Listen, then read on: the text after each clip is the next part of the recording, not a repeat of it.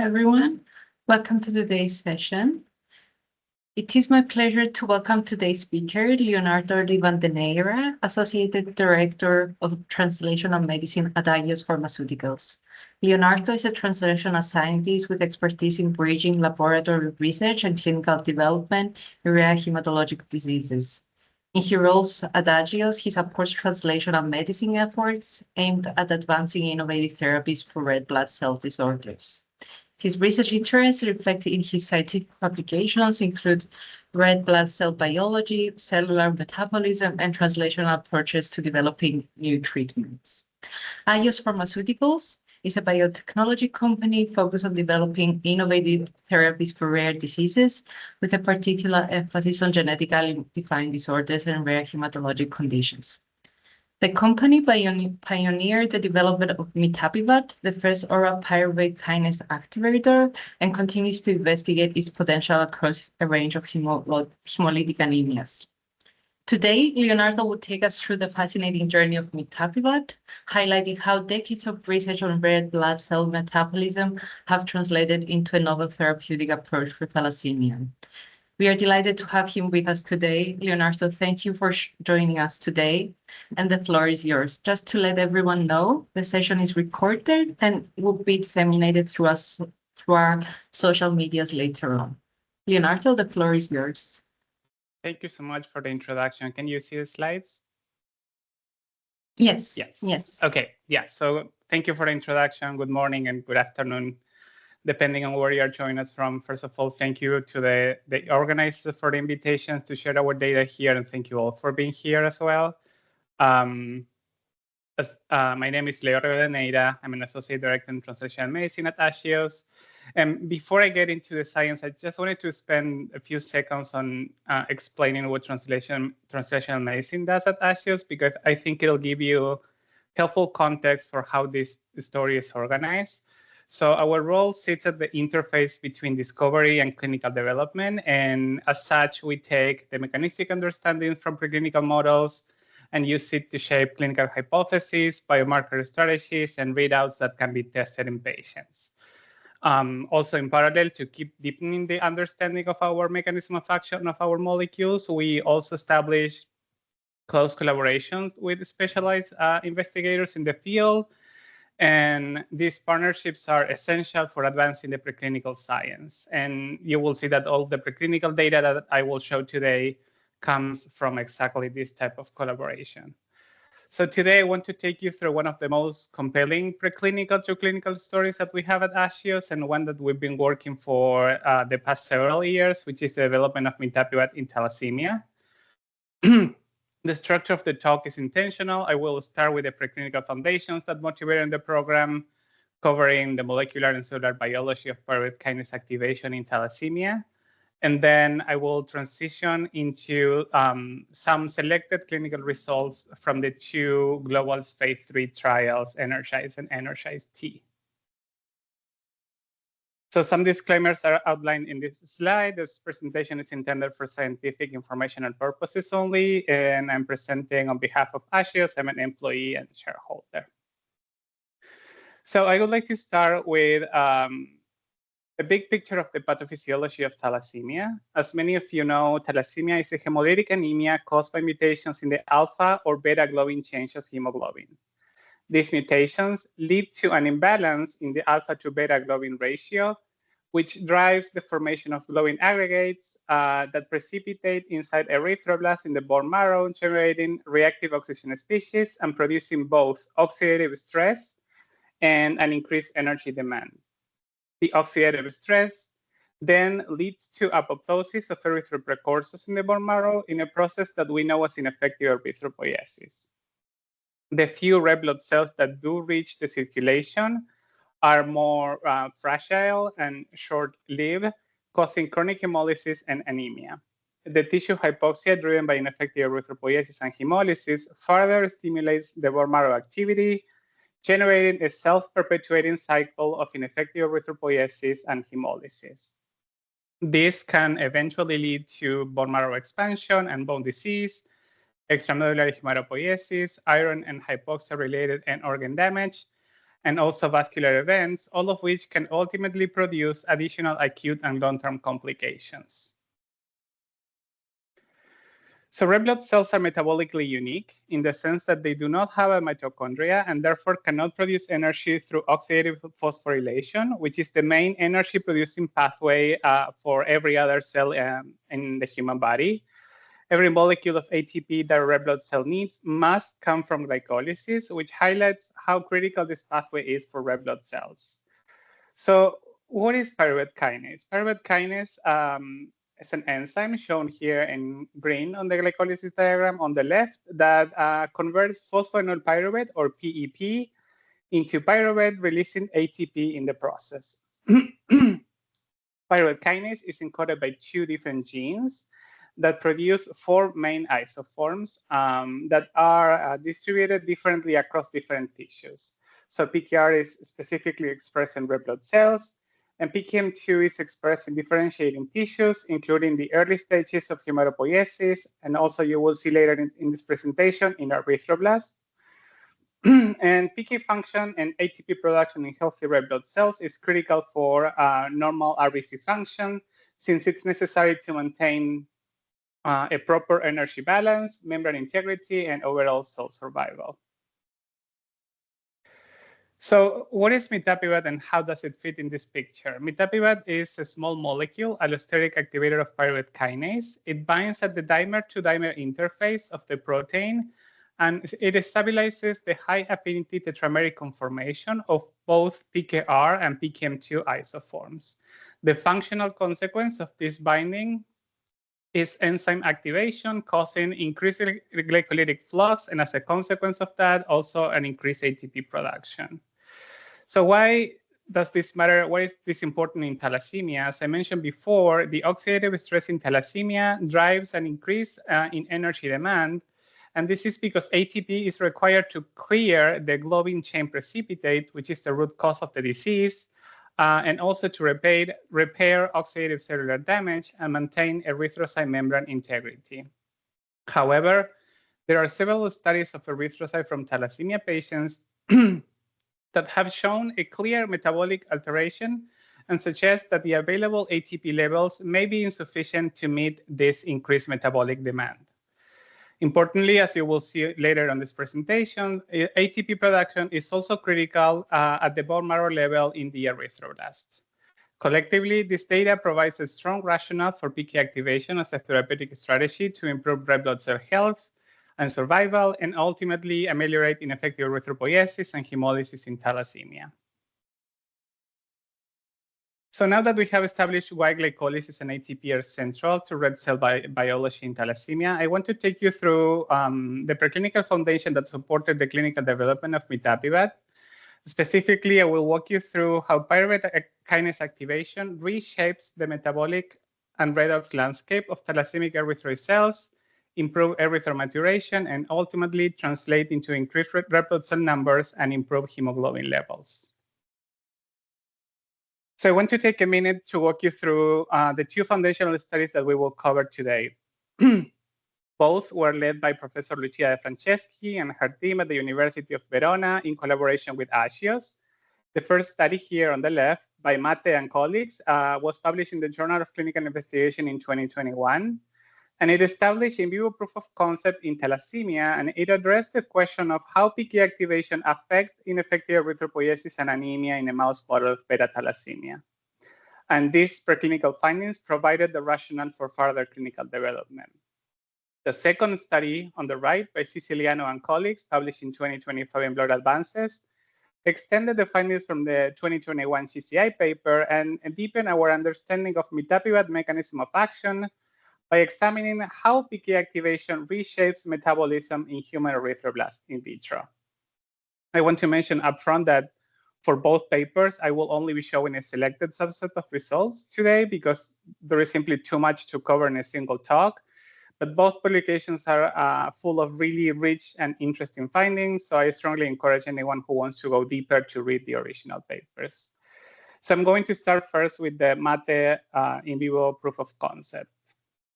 So in this study, the authors used the HBV Th3 heterozygous mouse model, which is the most widely used preclinical model of beta thalassemia intermedia. These mice recapitulate several key features of the human disease. They show a decrease in RBC numbers, an increase in reticulocyte, splenomegaly, and they also show ineffective erythropoiesis. The mitapivat treatment on this study was pretty straightforward. Mitapivat was administered at 50 mg per kg twice daily for 21 days, and several parameters were evaluated. So starting here at the bottom with the red cell morphology, you can see that the baseline blood smear from thalassemic mice show the typical features of the disease. There are hypochromic red blood cells, polychromasia, and fragmented erythrocytes known as poikilocytes that are associated with stress erythropoiesis and also hemolysis. As you can see on the image here on the right, mitapivat treatment improved red cell morphology compared with baseline, with a notable decrease in poikilocytosis. So looking at the graphs in the upper right, now if we focus on the black solid symbols for both graphs, so here, here, and here, and here, we can see that as expected, thalassemic mice have reduced hemoglobin, as shown here, and at the same time, an increased reticulocyte count compared to wild-type controls. These two parameters are mechanistically coupled. So as I mentioned before, in beta thalassemia, the bone marrow is chronically driven to expand. Sorry, it's chronically driven to expand erythropoiesis to compensate for the ongoing loss of red blood cells from ineffective erythropoiesis and hemolysis. And the reticulocyte count is a direct biomarker of that compensatory drive. When we examine the effect of mitapivat in the thalassemia model, now designed by the open white circles, we observe a significant increase in hemoglobin at day 21, showing here, associated with a concomitant decrease in reticulocyte count, shown here. Importantly, when the investigators examined the RBC lifespan, they found that the shortened lifespan of thalassemic red blood cells was significantly improved with mitapivat treatment. Together, these results show that mitapivat improves hemoglobin, normalizes reticulocyte counts, and also prolongs the half-life of red blood cells. When looking at two pathophysiological hallmarks of thalassemia, such as oxidative stress on the left and alpha globin precipitates here on the right in red blood cells, we can see that mitapivat decreased both of them. This is mechanistically important because the alpha globin precipitates are the root cause of the oxidative stress in thalassemic red blood cells. And by reducing them, mitapivat is acting upstream of the oxidative stress damage, rather than just mitigating its downstream consequences. Overall, these results demonstrate that increasing PK activity with mitapivat improves red blood cell morphology and hemoglobin, decreases oxidative stress, and also prolongs the half-life of red blood cells. So as I mentioned earlier, ineffective erythropoiesis is a hallmark of the thalassemia pathophysiology, characterized by an expansion of immature erythroblast populations. To assess ineffective erythropoiesis in this study, the authors calculated an erythroblast maturation index by flow cytometry, defined as the ratio between early and late erythroblast. As you can see in the left panel, the maturation index is decreased in thalassemic mice, reflecting ineffective erythropoiesis. After 21 days of mitapivat treatment, this index was significantly improved, as shown here in the figure. Ineffective erythropoiesis is also associated with increased apoptosis, measured here as the percentage of annexin 5 positive cells on the bone marrow. And as you can see, the percentage of apoptotic cells was increased in thalassemic bone marrow, and this percentage was significantly reduced after mitapivat treatment. On the right, and consistent with the mechanism of action of mitapivat, we see an increase in ATP levels and also an increase in PK activity in the bone marrow of the mice. Overall, these results show that mitapivat improves bone marrow ineffective erythropoiesis and reduces apoptosis, and that these changes are associated with an increase in ATP and PK activity. So next, the authors decided to look into the expression of the two relevant isoforms for this work, PKR and PKM2 expression during erythropoiesis in thalassemic and wild-type mice. This was done by sorting different populations of erythroblasts that, as you can see here on the figure, are called population 3R4, with population 3 being the less mature population. Interestingly, when the authors look at the expression of peak isoforms by Western blot, they found that PKR levels were similar between wild type and thalassemic mice, which you can see on the Western blot here, and also on the bar graph quantification on the right. But the PKM2 expression levels were higher in thalassemic erythroblasts compared to healthy controls, which you can see on the Western blot here and on the quantification again on the right. At this point, the authors hypothesized that this elevated PKM2 expression may represent a compensatory response to the increased energy demand driven by oxidative stress. And consistent with this hypothesis, when the authors measure oxidative stress in erythroblasts by flow cytometry on the right, they observed elevated ROS levels in thalassemic cells depicted by the white bars. And these levels were reduced after mitapivat treatment, as you can see in the green arrows. Overall, these results show that mitapivat not only decreases oxidative stress in peripheral red blood cells, as I shown a couple of slides ago, but also decreases oxidative stress in erythroblasts, contributing to the improvement of ineffective erythropoiesis. So after establishing these findings in the mouse models, the authors wanted to see whether the same effects could be observed in human cells. And for this, they used a CD34 positive cells derived erythroblast cell culture model using cells from patients living with thalassemia who carry the beta-039 mutation. And mitapivat was added along the culture. In this case, cells were cultured for 14 days. And the maturation of the cells was followed by flow cytometry using a combination of cell surface markers that include C36, C71, and glycophorin A. So in the left figure, you can see the flow cytometry results from the beta thalassemic cell cultures. The data are expressed as a fold change from the vehicle-treated culture, which is indicated in this case, and I apologize, that may be a bit too small to see, but it's indicated by the red dotted line. As you can see, after 11 and 14 days of culture, mitapivat treatment increased the proportion of late erythroblasts, as you can see here and here, showing that when mitapivat was added into a culture, the maturation profile of the erythroid progenitors improved. So same as in the mice model, ineffective erythropoiesis in this human culture system was also associated with apoptosis. And when the authors measure apoptosis by annexin 5 binding, you can see a clear decrease in the percentage of annexin positive cells with mitapivat treatment. Together, these results are the first proof of concept that mitapivat improves ineffective erythropoiesis in vitro in cells derived from patients living with beta thalassemia.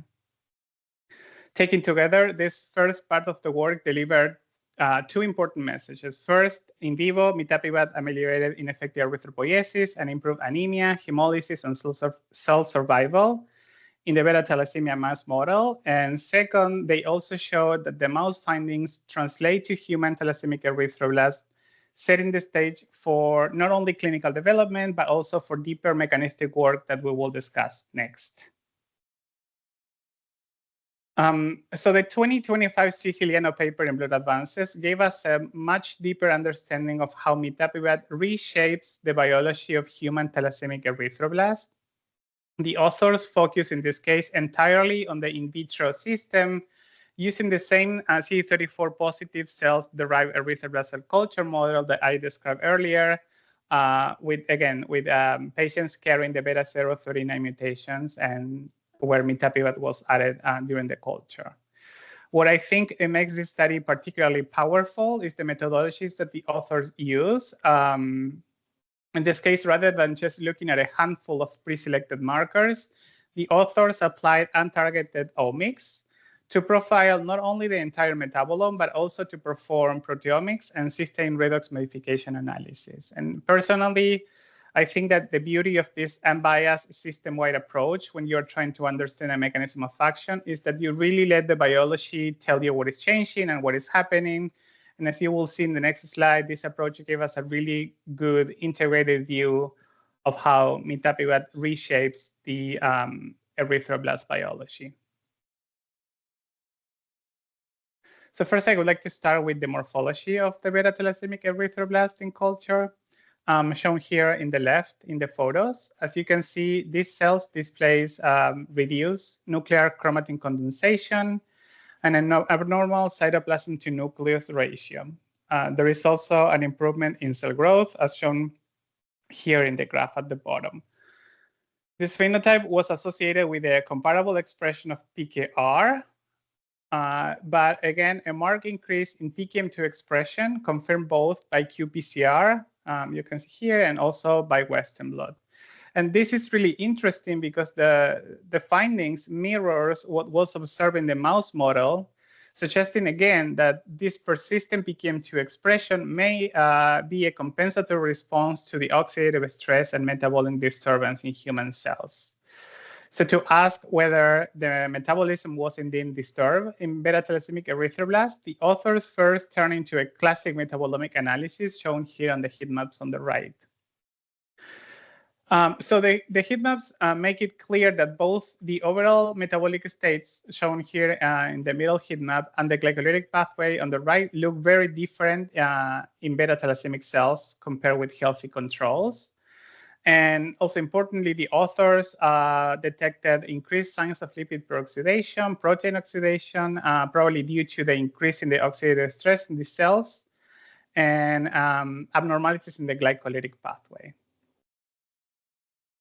So here is a more in detail look at the glucose metabolism in beta thalassemia erythroblast. In this diagram, the intermediates shown in red are upregulated compared with healthy controls, and the blue ones are downregulated. So I would like to first focus on the glycolytic pathways, which you can follow here from glucose down to pyruvate, which is in this light blue color, abbreviated as PYR.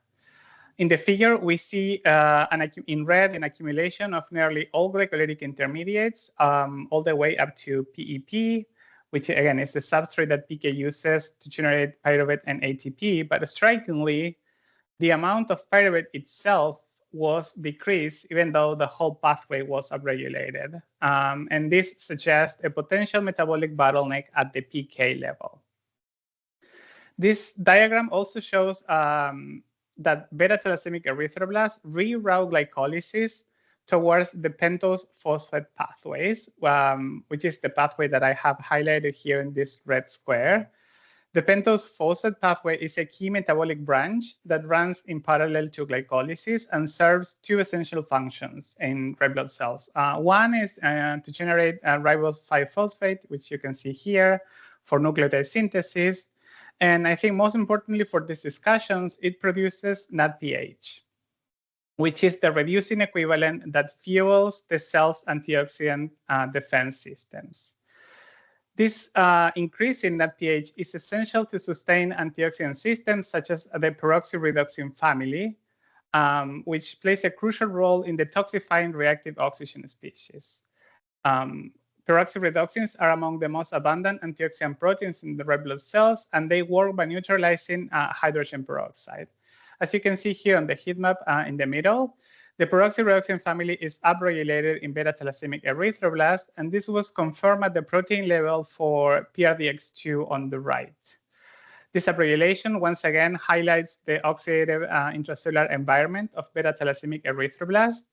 And in addition to this, HSP70, which is a typical chaperone associated with stress, was also upregulated in these cells. All of these changes are most likely a direct consequence of the oxidant intracellular environment of thalassemia erythroblast. So taken together, these changes reflect a coordinated adaptive response of beta thalassemia erythroblast to chronic oxidative stress. The accumulation of upstream glycolytic intermediates is consistent with a metabolic bottleneck at the PK step, and the diversion of the flux into the pentose phosphate pathway is consistent with the cell's need to sustain NADPH and antioxidant defenses. Whether this bottleneck is a cause or a consequence of the redox imbalance remains an open question, but what is clear is that the cells is shifting the metabolism towards NADPH production and is clearly struggling to generate ATP. So what happens after mitapivat treatment is added into this culture system? The images on the left show a clear improvement in the morphology of beta-thalassemia erythroblasts treated with mitapivat, with increased nuclear condensation and a normalized nucleus to cytoplasm ratio. These features confirm that mitapivat-treated erythroblasts reach a more advanced maturation stage compared with vehicle-treated cells. The metabolic data on the right show a clear reprogramming of beta-thalassemia erythroblasts after mitapivat treatment. In particular, I would like to highlight the improvement in the glycolytic flux shown here, and also that was associated with a marked increase in ATP shown here in the bar graph, as well as on other high-energy phosphonucleosides such as GTP and CTP. So in parallel, this case is probably very small to see, but they observe a reduction in the overactivation in the pentose phosphate pathway, and you can see that here. And taken together, these changes point to a more restored intracellular environment and a clear downregulation of the oxidative stress response that we just discussed on the previous slide. But to confirm if mitapivat is genuinely relieving oxidative stress and not just shifting the metabolic balance, we need to look at a direct molecular readout of oxidative damage, and that is exactly what we'll see in the next slide. So to directly address the question that we just raised, the authors perform a cysteine redox modification analysis, which is one of the most direct molecular readouts of oxidative damage that you can perform in a cell. So why cysteine? So cysteine residues are highly reactive to oxidants and are among the first sites affected when a cell is under oxidative stress. When oxidized, they can disrupt the function of metabolic enzymes and also the structural integrity of membrane proteins. So measuring the levels of cysteine oxidation across the proteome gives you a quantitative protein by protein view of how much oxidative damage the cells is actually carrying. So first, if we look at the heat map, the overall pattern is very clear. Across the proteome, cysteine oxidation is markedly reduced in mitapivat-treated beta-thalassemia erythroblasts compared with a vehicle, which you can see on this blue block on the right. These results show that mitapivat treatment reduced cysteine oxidation across two functionally different classes of proteins. The first is metabolic enzymes, and the second one is membrane proteins that are critical for red blood cell membrane organization, such as ankyrin, spectrin, and also Band3.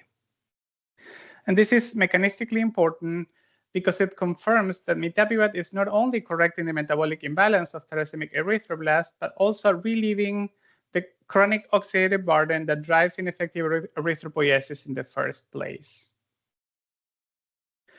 So building on this cysteine redox analysis that we just discussed, additional evidence for the role of mitapivat in reducing oxidative stress comes from the normalization of the antioxidant system, such as peroxyredoxin 2.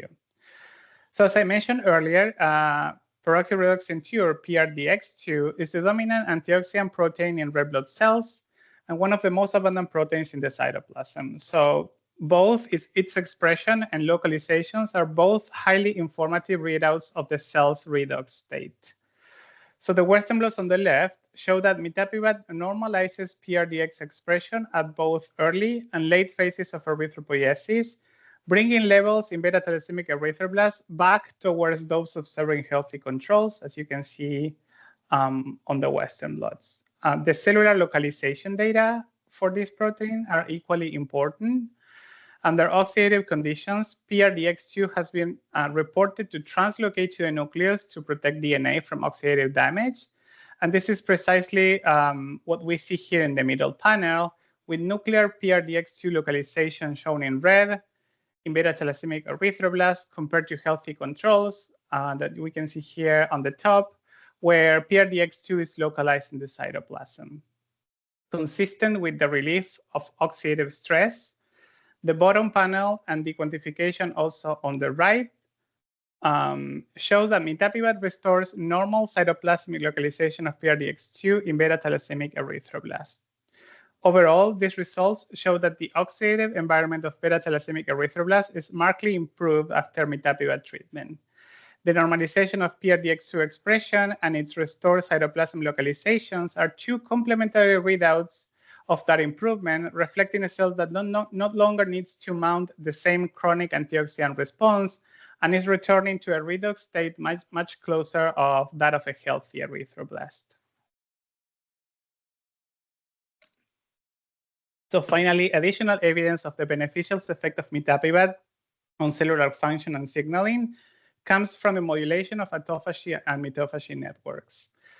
These pathways are particularly important in the context of erythropoiesis. Autophagy is one of the key adaptive mechanisms that the cell uses to ensure its survival under stress. But in the developing erythroblast, autophagy and mitophagy play an even more specialized roles because they are required for the terminal maturation program of the red blood cells, which involves the controlled clearance of organelles, including the mitochondria, as the cells prepares to enucleate and reach its final mature state. And this is why impaired autophagy has been previously linked to ineffective erythropoiesis in thalassemia and other red blood cell disorders. So in mitapivat-treated erythroblasts, the authors observed a clear activation of mitophagy and autophagy protein networks, supporting both the clearance of damaged mitochondria and the progression of erythromaturation. The relevance of these findings is significant because it tells us that mitapivat is not only correcting the metabolism and relieving the oxidative stress, but is also actively supporting the developmental program of thalassemic erythroblasts. So this slide brings together everything that we have discussed today, integrating the evidence from both the beta thalassemia mouse model and the ex vivo study in patients using cells derived from patients with thalassemia into one single mechanistic picture. Across both systems, the message is consistent. Pyruvate kinase activation drives the metabolic reprogramming of the thalassemic erythroid cells. This reprogramming translates into increased ATP production, reduced oxidative stress, improved erythromaturation, prolonged red blood cell survival, and restoration of key cytoprotective systems such as PRDX2. I believe a particularly important mechanistic insight from this work is also the role of the PKM2 isoform. In thalassemic erythroblast, PKM2 expression is maintained or sustained as a compensatory response to chronic oxidative stress. Mitapivat activates this isoform, complementing PKR activation in mature red blood cells, and together they support ATP production across the entire erythroid lineage, from the developing erythroblast in the bone marrow to the mature red blood cells in circulation. And looking ahead, the next phase of this preclinical program will build on this preclinical foundation that we discussed today, but focusing on whether dual activation of PKR and PKM2 can meaningfully impact the end organ damage that drives long-term morbidity in thalassemia. And with this mechanistic foundation in place, let's now change to some clinical results. So the clinical program for mitapivat in thalassemia is built around two global phase 3 trials that together cover the full thalassemia spectrum. Energize enrolled adults with non-transfusion dependent alpha or beta thalassemia, and Energize T enrolled adults with transfusion dependent alpha or beta thalassemia. And I will walk you through the study design and key results from each study. So Energize is a phase 3 double-blind randomized placebo-controlled global study of mitapivat in adults with alpha or beta non-transfusion dependent thalassemia conducted at 70 sites across 18 different countries. Eligible patients were randomized in a 2-to-1 ratio to oral mitapivat, 100 milligrams twice daily, or matched placebo for a 24-week double-blind period. Patients who completed the double-blind period could continue on mitapivat for up to 5 additional years in an open-label extension, which is currently ongoing. The study enrolled adults with alpha or beta thalassemia who were non-transfusion dependent and had a hemoglobin of 10 grams per deciliter or lower. Randomization was stratified by baseline hemoglobin concentrations and also thalassemia genotype. So the primary endpoint of Energize was hemoglobin response, defined as an increase of at least 1 gram per deciliter in average hemoglobin concentration from week 12 through week 24 compared with baseline. The key secondary endpoints were changing from baseline in the fatigue score and change from baseline in average hemoglobin concentration. Additionally, additional secondary endpoints included markers of hemolysis, including indirect bilirubin, LDH, and haptoglobin, and markers of erythropoiesis, such as reticulocyte and erythropoietin, the 6-minute walk test, and of course, safety. So the primary endpoint was met. Mitapivat demonstrated a statistically significant improvement in hemoglobin response compared with placebo, defined again as an increase of at least 1 gram per deciliter in average hemoglobin concentration from week 12 through week 24. As shown here on the waterfall plot, most patients in the mitapivat arm experienced an increase in hemoglobin, and 42.3% met the threshold for hemoglobin response, compared with only 1.6% in the placebo arm. Among the patients who achieved a hemoglobin response in the mitapivat arm, the mean change from baseline in average hemoglobin concentration from week 12 through week 24 was 1.56 gram per deciliter. Mitapivat also demonstrated a statistically significant improvement in the key secondary endpoint of change from baseline in average fatigue score from week 12 through week 24 compared with placebo. The fatigue is a tool that was developed to assess the patient's fatigue in the clinic. And in this case, a higher score indicates less fatigue. Patients were notably fatigued at baseline, with mean baseline fatigue scores lower than those reported in the general population, indicating, again, more fatigue. As shown in the waterfall plot, most patients in the mitapivat arm experienced an increase in fatigue scores, and notably 36.2% met or exceeded the meaningful within-person change threshold for clinically meaningful improvement. Mitapivat also demonstrated a statistically significant improvement versus placebo in the other key secondary endpoint, which was change from baseline in average hemoglobin concentration from week 12 through week 24. As you can see on the graph, hemoglobin levels were improved early in the mitapivat arm, as early as 4 weeks, and these improvements were sustained throughout the study. Improvements in 2 markers of hemolysis, indirect bilirubin and LDH, were observed in mitapivat group compared with the placebo group. Indirect bilirubin levels were reduced as early as 4 weeks in the mitapivat arm compared with placebo, and these reductions were sustained throughout the 24-week double-blind period. A reduction in LDH was also observed with mitapivat versus placebo. Improvement in 1 marker of erythropoiesis, the reticulocyte percentage, was observed in the mitapivat group compared with placebo group. The percentage of reticulocytes decreased from baseline as early as 4 weeks with mitapivat, whereas it remained stable in the placebo arm. No improvements in erythropoietin were observed for patients in the mitapivat group compared with placebo. Mitapivat was generally well tolerated. The proportion of patients with treatment-emergent adverse event of any grade was similar between the 2 treatment arms. 8 patients in the mitapivat arm had serious adverse events, none of which were considered treatment-related, and 4 patients had adverse events leading to treatment discontinuation. No serious adverse events or adverse events leading to treatment discontinuations were reported in the placebo arm. Adverse event of any grade occurring in at least 10% of patients treated with mitapivat were a headache, initial insomnia, nausea, and upper respiratory tract infection.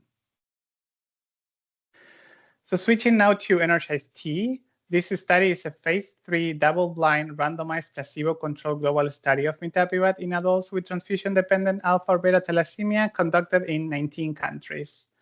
Eligible patients were randomized in a 2-to-1 ratio to oral mitapivat, 100 milligrams twice daily, or matched placebo for a 40-week double-blind period.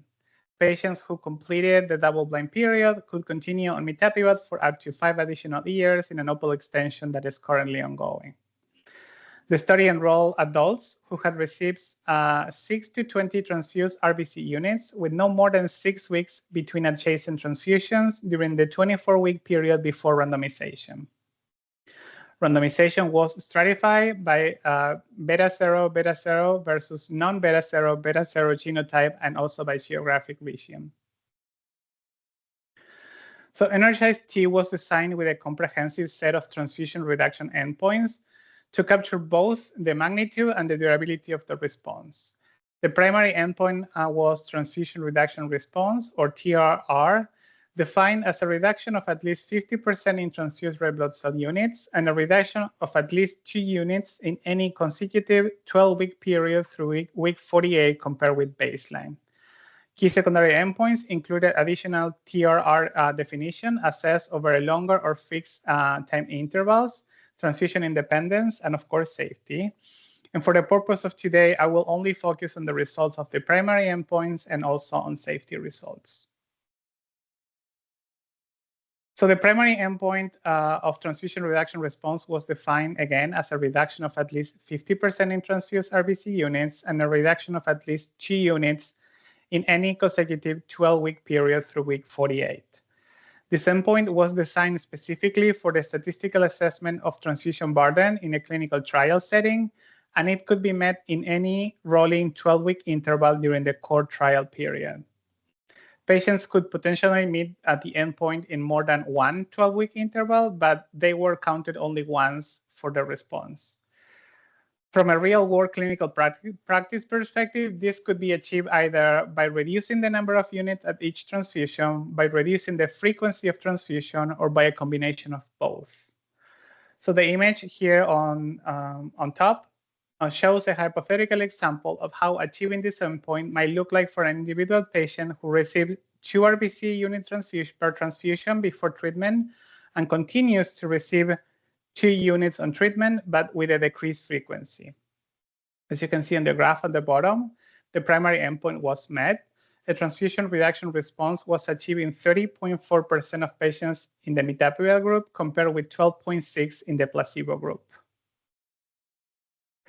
Mitapivat was generally well tolerated. The proportion of patients with any treatment emergent adverse event was 90.1% in the mitapivat arm and 83.5% in the placebo arm.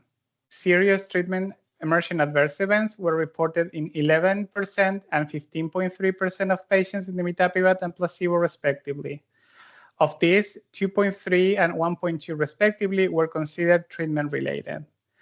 Treatment emergent adverse events leading to treatment discontinuations were reported in 5.8% of patients on mitapivat and 1.2% on placebo. Treatment emergent adverse events that occur in at least 10% of patients treated with mitapivat were headache, upper respiratory tract infection, inhalation insomnia, diarrhea, and fatigue. So bringing these 2 phase 3 trials together, both studies achieved their primary and all key secondary endpoint, demonstrating benefit of mitapivat over placebo across the full thalassemia spectrum.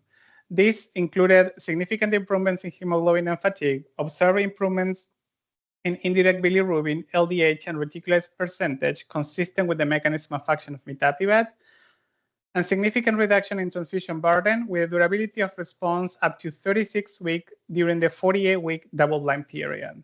Mitapivat was generally well tolerated in both studies with a low treatment discontinuation rate. Mitapivat is now approved in adults with alpha or beta thalassemia, regardless of transfusion needs in the European Union, the United States, Saudi Arabia, and the United Arab Emirates. Collectively, these results support the efficacy of mitapivat in thalassemia, regardless of phenotype or transfusion burden.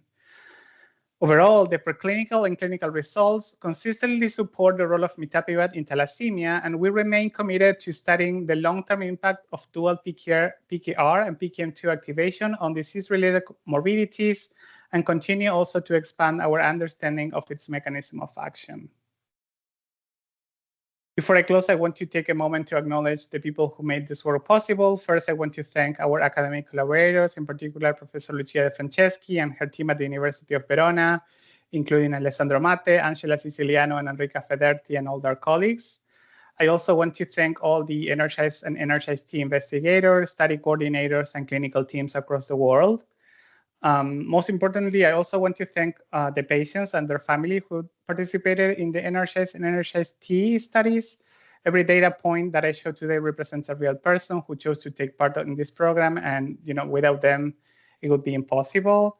I want to finally acknowledge all my colleagues at Agios, and here is an email. If you have any question after the symposium, you can always reach out. And thank you all for your attention. And with that, I think we can open up for questions, if any. Thank you. Thank you so much, Leonardo. Really, really great presentation and summary of the great results. I have to say great because they're evidently positive results. Please, if you have a question, you can post it in the chat or raise your hands if you want to speak. So I open the floor for questions from the participants.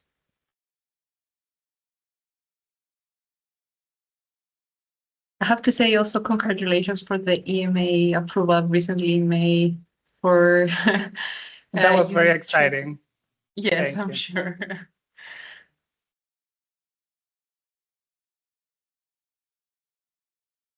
Okay, we have a question in the chat. Beyond transfusion status in the future, are you considering other factors for endotyping and patient stratification, such as globin genotype beyond beta 0 beta plus grouping, or other biomarkers, genetic or not, or chelation treatment information? Yes, that's a really good question. I think we always get this question if efficacy was driven by any subgroup, both in Energize and Energize-T. And overall, the results of these endpoints were not driven by any of the individual pre-specified subgroups. However, we do have to know that the studies are not designed or powered to make a statistical comparison across subgroups based on any point estimates, given the small sample size within subgroups and the variability in the confidence intervals. However, we are always thinking on these aspects of the disease, and we could potentially perform some of these analysis in a post-hoc analysis for both studies. Thank you, Leonardo. Thank you, Petros, for the question as well. We have a comment by Manika Greca. Thank you. It was very interesting. Hope to have other trials in patients under 18 with beta thalassemia. I guess this is a common and hopeful message as well.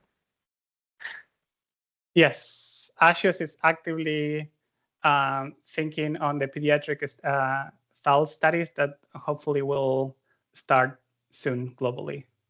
So more of that to come soon. Thank you. Can I ask, were there any specific obstacles you found during your pathway to clinical trials, like you can mention for the participants? Any specific examples that you faced? More on the clinical side or in the preclinical studies? I would say more on the clinical side, because I guess a lot of clinicians here might face similar, just to see whether there is any Yeah, I think in general, all the transfusion-dependent studies are quite complicated because of the, you add that extra layer of complication in the studies, particularly when it relates to biomarkers, which is what I do in the clinic. It's quite complicated to understand the behavior of biomarkers when you're adding transfusion all the time. So I would say, to me, that's the most complex variable that we have on the studies, for at least from a biomarker perspective. Challenging to interpret due to the complications. Yeah. Yes. Yes. And I think also sometimes we want to perform, there are so much done in the clinic, but then sometimes it's hard to kind of translate those findings into there is so much done in the preclinical settings, but sometimes it's really hard to translate those into the clinic, especially when you have a global study, because the sites are not equipped to maybe collect and purify red blood cells, and you do need some specified, really specific type of analysis or sample preparation to run, for example, metabolomics. So it's always great when we have a site that are really experts on the technique, and we can use those sites to really go deeper into the mechanism of action. And we do try to do that whenever we have sites that can go, beyond all the looking at the clinical response. Thank you. So we have two more questions. Do you know what effect coexistent G6PD deficiency has on response?